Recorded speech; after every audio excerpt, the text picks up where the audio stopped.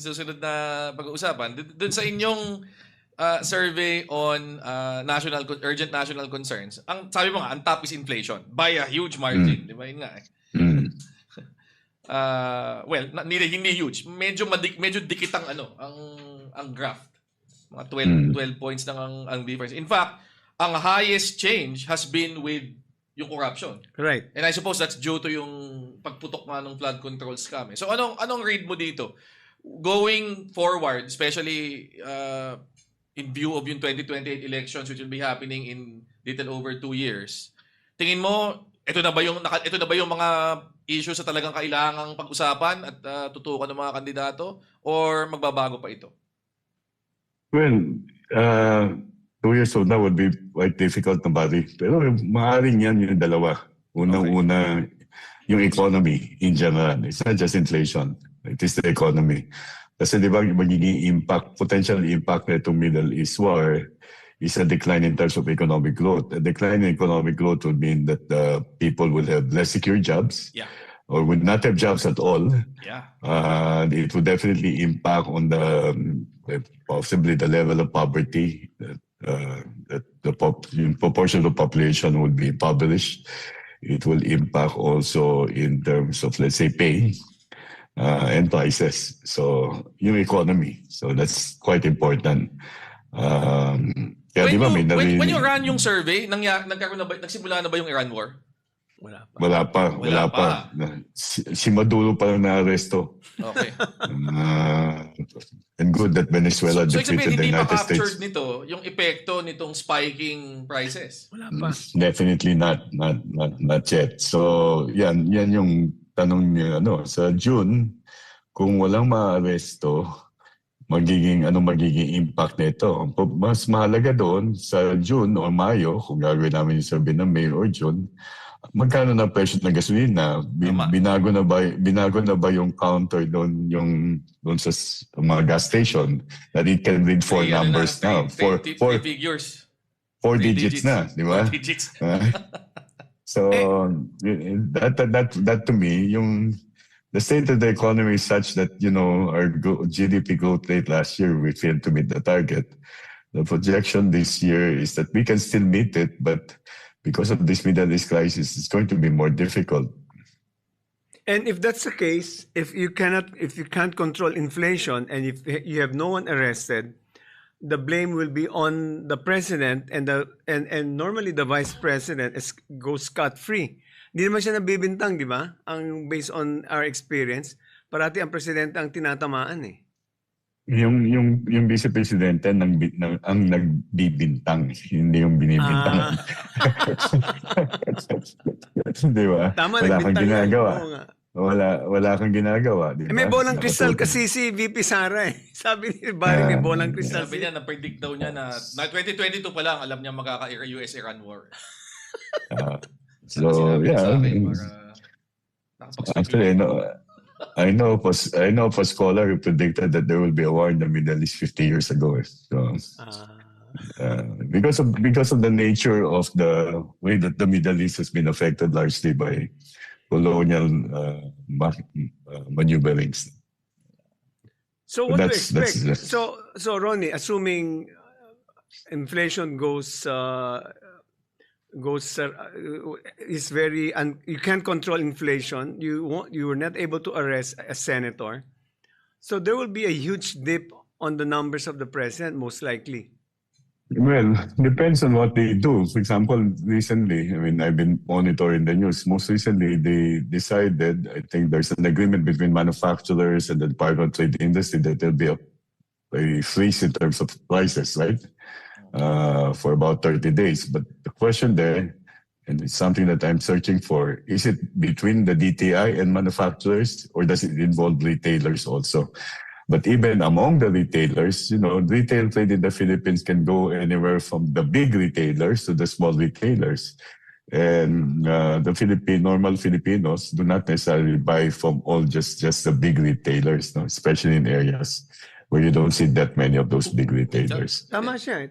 We had an interview in the Spokes, Ronnie, where apparently the survey on the food, they only gauge the big ones, the the big supermarkets. Yung mga malilit, hindi nila tinatamaan. So, when they say there's no change in the big supermarkets, pero yung mga retail na mas malilit na convenience stores, may akyat, but it's not captured by the survey, the market survey. Yeah.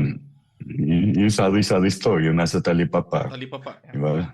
So, medyo may hirap sabihin kung ano magiging impact ng agreement. Kasi eventually, ipapasa nila yung cost nila mismo eh. Correct. Well, I would think that the small retailers, yung mga talipapa, are more conscientious because they've dealt with their clients in the same community. Mga kapitbahay nila yung mga binebentahan nila. Kaya yan yung may listahan ng mga utang, no? Na hindi Tama. binabayaran. So, but yun, mas mahihirapan yung mga yun. Maaaring hindi na naman yung bigay yung serbisyo.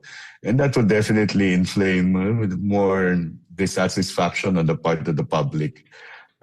Because not everyone can go to, let's say, the big retailers. Not everyone can go to the convenience stores. Maybe that happens in the metropolitan areas, but that's not the same. Even in my area, in Bacoor, I normally go to the Talipapa more than going to any of the convenience stores nearby because they're more expensive. But you've been doing surveys for so many years, I think for over 3 decades na yata, Ronnie. Is that correct? Yeah, since I was 6 years old. And based on your institutional memory, what is the worst inflation that happened during the times that you were surveying the country? There were cases in when we had the Asian financial crisis, but that was quite early, no? Like in kay Ramos yan. The next one will be under Gloria. I think that was 2007 also, but that was not that bad. Diba? Tapos under Stock market. No. the last one I can recall, of course, is the pandemic. Yeah. And then prior to that, there was this price issue that came about because of the decision of some countries to ban export of rice. That happened during the early administration of Duterte. But it's not as bad as this one, because this one, I mean, the last one, of course, before this one is the Ukraine war. This one, you're talking about the impact on us is really quite significant. If you look at even the price of the barrel of oil, Yeah. I think it's one of the highest. No? Yeah, 112. So, ang laking television na ito. At hindi natin alam niya. Sa akin, maganda yung sinabi ni Barry, graphically. Yung board ng mga gasoline stations, ang ganda 2 digit lang. Yeah. So even they did not anticipate that it would get to... Okay. So, ang tanong ko, given na hindi nga na-capture itong Iran-US crisis pa doon sa huling survey, ako, looking at yung margin, ang significant na tumalon talaga was corruption eh. And that's understandable given all the attention. So do you expect na sa June, bababa uli ang corruption? Aangat uli ang concerns about prices and jobs and the economy? Ibig sabihin, masasapawan ba yung attention that anti-corruption has generated over the last, 6 months? Baka umakyat lang yung controlling inflation, which in our survey means controlling the increasing prices of commodities. Pero baka manatili yung corruption. Okay. Although, Bakit, Ronnie? Why do you think so? Well, normally, yung corruption kasi is I won't say that the outrage about the flood control scandal is at the same level as it was, let's say, in September 2025. Yeah. It has dissipated a little, but people are still quite attentive to what's happening with regard to the flood control scandal. I don't think that attentiveness would in any way be reduced in the next quarter or so. But I would say that people would say that the prices of commodities, there will be more who would say it's a primary issue. Because we're asking them to select 3 anyway, Edwin, Barry. Yeah. Diba? Ang first mention yan will be inflation. Second mention might still be inflation. Third mention is still inflation. So in aggregate, it might end up to be about 80%.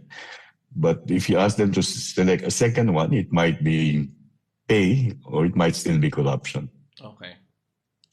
Yeah. Pero I'm looking at your national concerns. Practically, except for fighting graft and corruption, the others are all economic issues. So talagang they're joined at the hip eh. If you fail to control inflation, you create less jobs, and then you increase poverty, di ba? Parang they're all joined at the hip. So Yep. economic issues will really have will be a dominant factor Di in ba the. ever since naman? Yun, Oo nga eh, di yung ba? tatlong pitik lagi yan eh. Ever since, di ba? Yeah, pumapasok lang na additional governance issue would be the peace and order issue, yung fighting the sale and use of illegal drugs is at the same level as jobs and poverty. Now, whether is it real, has drug problem become more pervasive right now, or is this just a part of whatever narrative someone is weaving has been woven over the past few months? Meron kasing isang, I remember si Dr. Leloy Claudio was saying na corruption is an elitist issue. And I recall also, sa Tagalog, mas graphic ang pagsabi. These issues on inflation, on jobs, and reducing poverty. Ito yung mga tao sa bituka. These are Malapit sa bituka. malapit sa bituka itong issues. These are gut issues in English, no? Or kitchen table issues. Hindi ba mas masakit, yan ang mas tinitingnan ng mga tao rather than, for instance, corruption? Kasi parang, sa akin, may pag-asa kasi kung corruption talaga magiging primary factor, I think maganda yun. There's a change of the attitude of Filipinos towards viewing corruption as lahat naman kayo corrupt. At least ngayon, they are now seeing na corruption is no longer just a cost of doing business issue, but rather, it can really affect the whole of governance. So, in that sense, it's positive. Pero, di ba, mas malapit sa bituka yung mga problema sa pagkain, mataas ang presyo and all that, Ronnie. How do you... Oo. If your administration, ito is I don't know if it's a question that you can answer. If you were the administration, what kind of issue would you rather have among all these issues at Di ba parang pag ako gobyerno ako, ano mas issue na gusto kong i-solve kaysa sa iba? I would solve more the economic. You'd rather go for the economic. I would rather go for the economic because an improvement of the economic state of the economy and the material welfare of many Filipinos would definitely redound more to the benefit of the administration. And this is based on, I recall there was one study that was done that used not our survey, but employed the surveys of the social weather stations. Yung study na yun, done many years back, used the social weather station survey to identify what items in the survey can predict the satisfaction of the president or the people's satisfaction with the president or the national administration. And they found out that if there are certain increases in or decline in terms of self-assessed poverty or the self-assessed quality of life, pag mas maraming nagsasabing the quality of life was improved, nag-improve yung satisfaction rating. So pag gumanda ang buhay ko, masaya din ako sa Pangulo. Yes. So in that regard, tama yun. It's the old thing that, politicians, forgot who started it in the United States. It's the economy stupid, right? So that's correct. James Carville. James Yeah, Carville said that. Ang problema lang kung bakit umakyat yung corruption ngayon, and I will not fault people who identify it, it's because the scale is huge. Yeah. It's really more appalling that people know that, and they feel it. They know that the areas have been flooded despite the flood control projects. So, and it also affects their material welfare kasi yung negosyo na naapektuhan. So, nagkadikit-dikit. Parang ang closest analog na naalala ko nga dyan would be panahon ni GMA. Yung sunod-sunod na mga corruption scandals, di ba, na NBN, lumabas. NBN, ZDE, yung fertilizer scam. Fertilizer fund scam. Tumaas din ang corruption nun sa concerns. Yeah. So, tama. Pero kung kitchen table issues yan, kasi kung nasolve mo kaagad yung sakit sa pagkain, kulang sa pagkain, na ilagay mo kaagad, you solve it, it redounds immediately to the benefit of the individual. Mas immediate ang impact, in other words, Ronnie, if you solve the economic issues. Okay.